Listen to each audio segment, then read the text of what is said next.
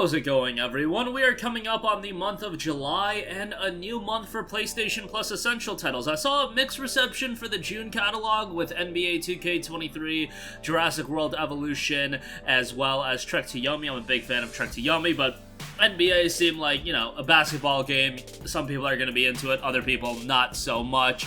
And Jurassic World Evolution, a cool little title, but I don't know if that was a game that was going to really cater towards a large console user base. But nevertheless, sometimes you'll have months that really resonate with you, others not so much. But as we're heading into July, 1 year since the revamp of PlayStation Plus with Extra, Premium, and Essential, want to highlight some of the games that I would like to see as PlayStation Plus Essential titles, or hell, if you want to roll them into Extra, that is an option as well, because none of these games are available in PlayStation Plus Extra either. So let's get right down to it.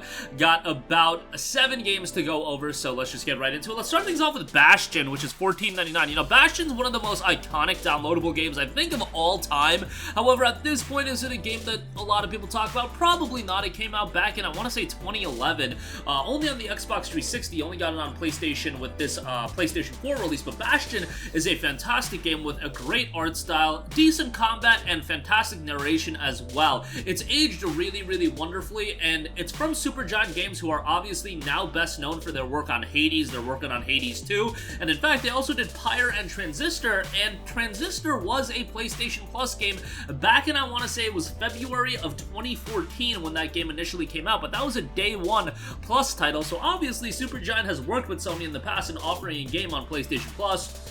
Why not take that, and why not work with Bastion as well? I think it could be a great addition to the PlayStation Plus catalog. When it does go on sale, it'll be $3 and change, but, you know, even then, as like a tertiary game or a secondary game, I think Bastion can be a great addition. Next up, Dying Light Definitive Edition. Typically, when it goes on sale, it'll be $9.99, but we already have the release of Dying Light 2. Dying Light 1 doesn't hold a ton of value, but I don't really want to say that because I think most people would agree that Dying Light 1 is a stronger game than Dying Light 2. It's just a really, really good parkour-oriented survival horror game, and when I say parkour-oriented, I mean that's a huge element of the gameplay. The combat itself is actually pretty decent, and I would say the combat is better than it is in Dying Light 2, but the parkour is fantastic. You have a little bit more of a contained open world. It's not as vast as some of the other open worlds, but still a significant amount of content to the game, and the Definitive Edition includes a ton of bonus content.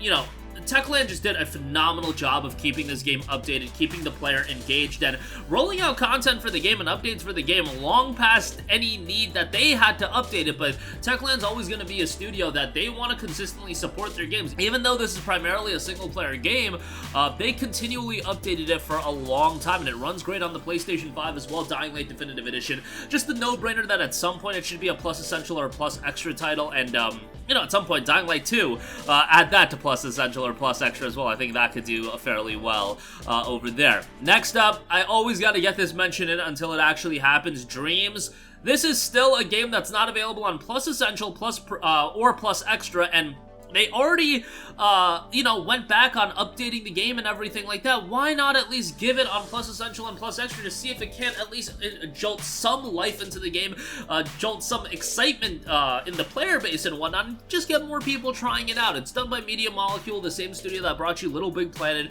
and very much like that game, it has creation at the heart of its gameplay, but you don't have to be somebody that's super creative. Much like Little Big Planet, you could just spend time enjoying other people's creations in the game. And Dreams ended up being a fantastic game with some unique presentation and a lot of depth in its gameplay. So adding this to a Essential or even Extra, it's a no-brainer, and at some point it should happen. I just don't know why it's taking this long for it to actually happen. Next up, I want to give a shout out to a JRPG that honestly might be asking a little bit too much more of a recent release, but you know what, why not? It's almost a year old at this point. I think Soul Hackers 2 would be a great addition as a Plus Essential title. Obviously, this isn't a game that everybody's gonna get super excited about. Soul Hackers 2 is a JRPG, and with that, it's an even more niche JRPG, so those of you that play like the big JRPGs like a Final Fantasy 16, Soul Hackers 2 is a little bit more on the niche side, but it's a game that I enjoyed. Was it perfect? No. Some of the dungeon design was very, very head-scratching and honestly a little bit annoying at times, but overall the game was really good. It had a fantastic main character, fantastic cast of characters.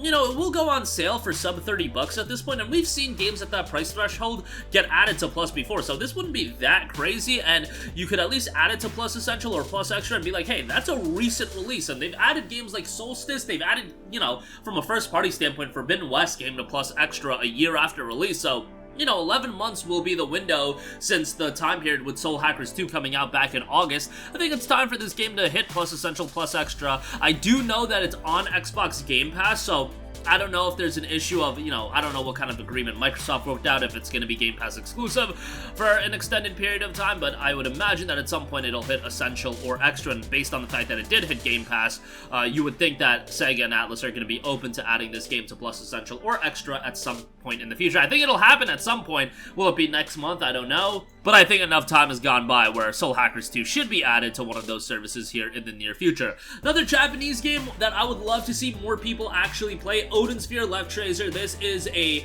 remake of a PlayStation 2 title in Odin Sphere that ended up being received fairly well. I believe it ended up becoming a greatest hits title. It was done by Vanillaware, the same studio that brought you 13 Sentinels, Aegis Rim, Muramasa the Demon's Blade, as well as Dragon's Crown Pro, and much like those games, a tremendous visual style and aesthetic to this game. The game just looks fantastic from that standpoint, and the gameplay is good, world is good, just a solid game here, and it still goes for a decent price at $14.99 when it's on sale, and the MSRP is still $60, so that's a little wild, but a 2D action RPG that I think a lot of people would enjoy, but I don't know how many people are jumping out of their seat to actually buy this game, but as a Plus title, I do think it would open the audience up a little bit more, and Vanillaware is probably far along into their next title. I'm interested to hear what that is. 13 Sentinels was tremendous, and that game should be on Plus at some point as well, but for now, Odin Sphere would be a nice addition. Next up, Metro Redux, which often goes on sale. I mean, it's $5.99 right now. Metro 2033 and Last Light, two fantastic single-player, atmospheric, first-person titles, incredibly engrossing worlds. These games were a part of PlayStation Plus Premium, so I don't think it'll get added to Plus Extra, but we've seen games get pulled from Plus and then ultimately become a Plus Essential title at some point, and I think Metro makes all the sense in the world. It's not a game that goes for a super expensive price point, so you know, as an Essential title, I think it would be one people get excited for. And then lastly, want to give a shout to Disco Elysium, The Final Cut.